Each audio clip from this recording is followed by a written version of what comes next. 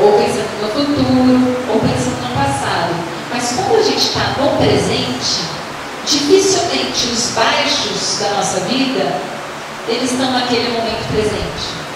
Então, quando um baixo da nossa vida acontece, uma coisa triste, uma coisa difícil, ela dura um segundo, ou um minuto. Depois ela passou.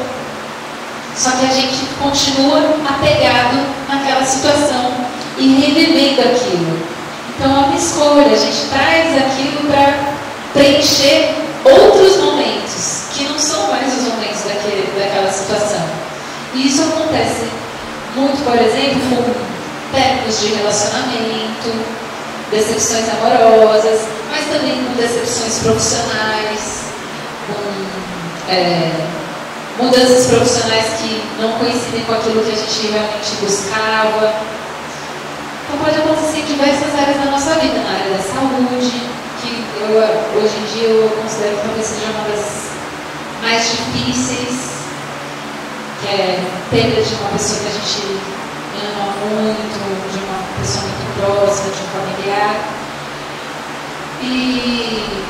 Mas tudo isso, quando a gente está no presente, diminui um pouco a proporção, mas precisa dessa prática. A gente precisa fazer alguma coisa diária que seja uma forma da gente regar a plantinha que a gente é. Então, como se a gente tivesse uma plantinha dentro do coração que precisa do nosso amor, que precisa da nossa atenção, precisa do nosso carinho. Essa planta precisa ser regada para se manter viva, para a gente manter o contato com essa planta. E a meditação é uma das formas. Fazendo uma meditação diariamente, a gente está regando. Pode ser que existam outras maneiras, oração, rezar, ou até praticar um esporte, praticar uma atividade física, com essa intenção, pode ser que ajude da mesma forma. Mas a maneira que eu encontrei foi através da meditação. Acho que Paulo quer E a Aline vai começar um grupo de meditação, que nesse é o primeiro dia, ela vai, jogou a sua pergunta, até porque ela vai fazer um grupo de meditação, não é isso? É verdade. Isso eu vou falar mais no final. Esse encontro é o primeiro encontro, mas se houver interesses, as pessoas que gostarem, a gente pode começar a praticar junto a meditação, a presença, e ir evoluindo nesses degraus junto. Pode ser mais fácil do que fazer sozinho, mas vai ser preciso também os momentos sozinho, né? Fazendo só junto, uma vez a cada 15 dias, assim, não adianta, precisa também dessa dedicação diária, mas pode ser que para chegar nesse momento de conseguir fazer sozinho, ter essa disciplina, a gente pode começar fazendo junto. Legal, deixa eu lembrar. É isso. Mais alguém? Alguma pergunta? Então eu vou pedir, principalmente para aqueles que gostaram, deixar o nome e o e-mail. E a próxima vez que eu fizer uma reunião como essa, vai ser uma reunião mais aberta ainda do que essa. Essa foi uma reunião que tinha um pouco esse foco de mostrar a viagem para a Índia. Mas a gente pode formar um grupo em que a gente vai atendendo as necessidades do grupo. Então, se a necessidade de meditação, ou através do canto de mantras, a gente pode ir customizando esse encontro da forma que vocês acharem melhor. Então, por enquanto, eu quero agradecer muito de vocês terem vindo, porque hoje eu estou realizando um pouco do meu Dharma e do meu... Dharma é uma palavra que representa a nossa missão, que representa aquilo que a gente veio fazer nesse planeta. Eu sinto que o meu pai, que foi padre antes de se casar, e que já tinha esse Dharma espiritual, de compartilhar a espiritualidade dele, essa semana me caiu essa ficha. Eu falei, nossa, eu acho que eu estou herdando um pouco esse Dharma do meu pai, que eu também estou com vontade de compartilhar a minha espiritualidade com as pessoas. Então hoje foi talvez um primeiro momento, e eu agradeço vocês por me permitirem realizar esse Dharma. Você queria falar? Isso. Aqui no Brasil a gente vê catolicismo, evangélicos, umbandismo, enfim, uma mistura. Eu não sei se essa pessoa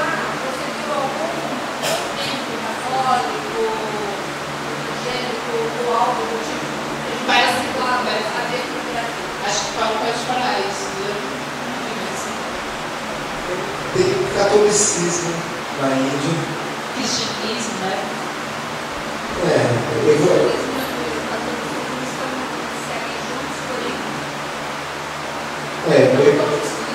A gente não viu, né? A gente não viu. A gente não viu, a gente só ouviu dizer que... E outra coisa, o hinduísmo é um nome que não existe uma religião chamada hinduísmo, assim como existe uma religião chamada catolicismo. Hinduísmo é um nome que deram para a maneira do indiano se relacionar com a divindade. Cada família tem o seu jeito, cada região. Então, o hinduísmo não existe como existe o cristianismo, o catolicismo, o judaísmo, a umbanda, que são mais bem estruturadas. O hinduísmo é uma bagunça, no sentido de que ele é de um jeito aqui, na outra cidade ele é de outro jeito, ele é o jeito das pessoas viverem a religião. E tem outras religiões, tem bastante muçulmano na Índia, bastante. E tem outras religiões, tem o jainismo, que também é uma religião que tem bastante gente, sikhismo, tem zoroastrismo, tem um monte de religião diferente. Mas assim como as do Brasil, a gente não viu. Deve ter, talvez, né? Uma proporção menor.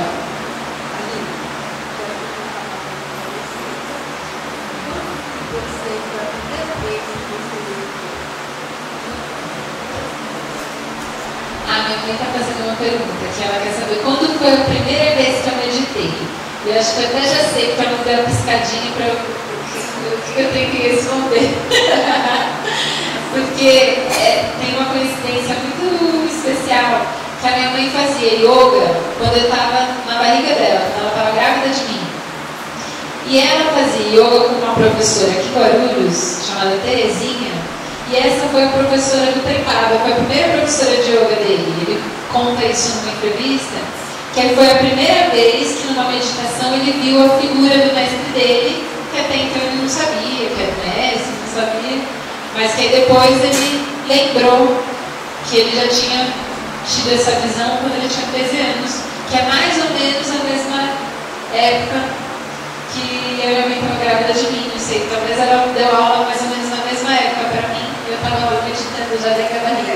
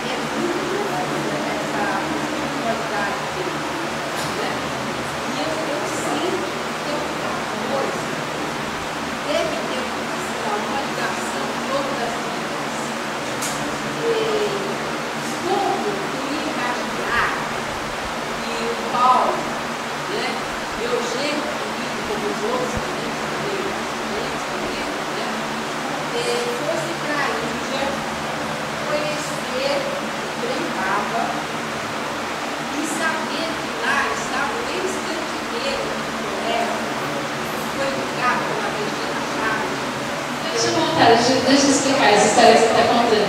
A minha mãe está falando que foi muita coincidência, porque eu soube do Prembaba porque o Paulo fez uma viagem para a Índia antes da gente casar, mas a gente namorava, e ele foi como um turista, ficar 40 dias na Índia.